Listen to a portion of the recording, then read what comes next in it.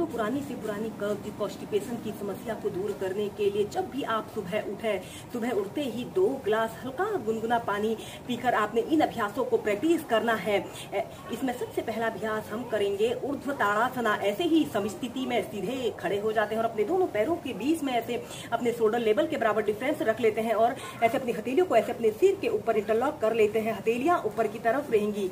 श्वास अंदर भरते हुए ऐसे अपने ऊपरी शरीर को ऊपर की तरफ स्ट्रेच करें। अपने शरीर का समस्त भार आपने अपने पंजों पर रखना है। 10 सेकंड ऐसे ही रुकें और फिर एक्सहेल करते हुए ऐसे अपनी हथेलियों को ऐसे अपने सिर के ऊपर रख लेते हैं। श्वास अंदर भरते हुए ऊपर और एक्सहेल करते हुए नीचे। ऐसे ही से कम इस ऊर्ध्व ताड़ासना को आप 5 से 6 बार कीजिए।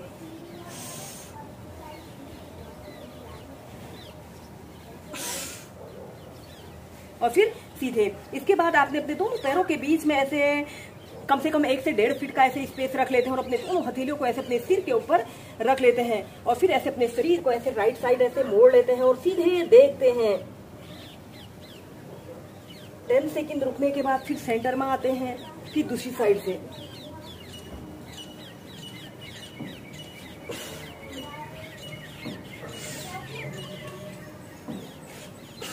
ऐसे ही दोनों साइड से ऐसे 5 से 6 बार कीजिए।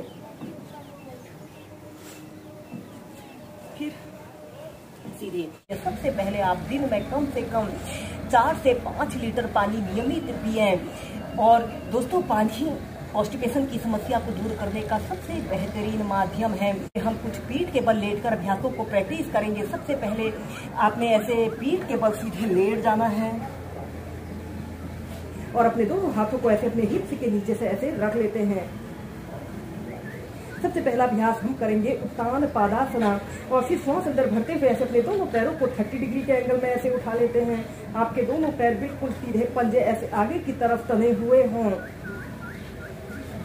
30 सेकंड ऐसे ही होल्ड करके रखें।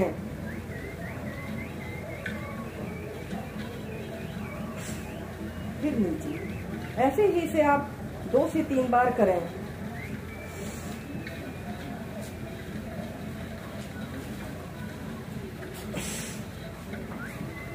इसके बाद हम नेक्स्ट अभ्यास करेंगे पवन मुक्तासना को वेरिएशन के साथ प्रैक्टिस करेंगे। अपने राइट पैर को ऐसे घुटने से ऐसे मोड़ लेते हैं और अपने दोनों हाथों को ऐसे अपने घुटने के नीचे से ऐसे रख लेते हैं और ऐसे अपने घुटने को ऐसे अपने पेट की तरफ प्रेशर देने की कोशिश करें। आपका दूसरा पैर बिल्कुल सीधा, पंजा आगे की तरफ तना हुआ हो और श्वास छोड़ते हुए ऐसे अपनी छोटी को ऐसे अपने घुटने पर लगाने की कोशिश करते हैं। कम से कम 30 सेकंड तक ऐसे ही एक पाद पवन मुक्तासना की पोजीशन पर रहते हैं। फिर सीधे, फिर दूसरे पैर से।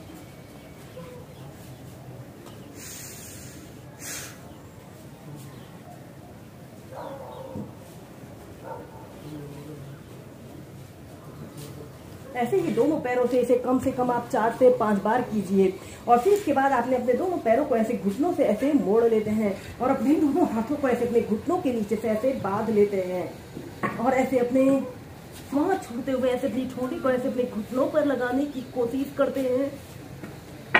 इसे विंड रिलीज पोज भी कहा जाता है। कम से कम 30 सेकंड ऐसे ही रुके।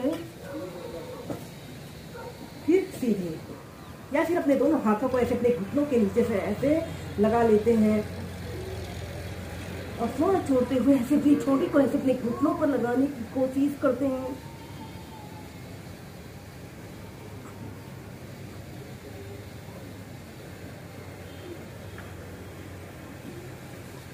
फिर सीधे। ऐसे ही इस पवन मुक्तासना को आप 4 से 5 बार होल्ड करके कीजिए। इसके बाद इसी में हम नेक्स्ट अभ्यास करेंगे। जाते हैं और अपने दोनों पैरों को ऐसे घुटनों से ऐसे मोड़ लेते हैं और अपने दोनों हाथों को ऐसे अपने घुटनों के नीचे से ऐसे लगा लेते हैं और फिर श्वास छोड़ते हुए सबसे पहले लंबी गहरी श्वास अंदर भरते हैं और श्वास छोड़ते हुए आपने बैठ जाना है।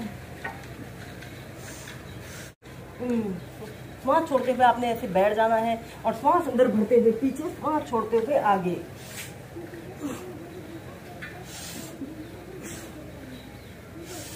ऐसे ही से कम आप 15 से 20 बार श्वास प्रश्वास के साथ कीजिए।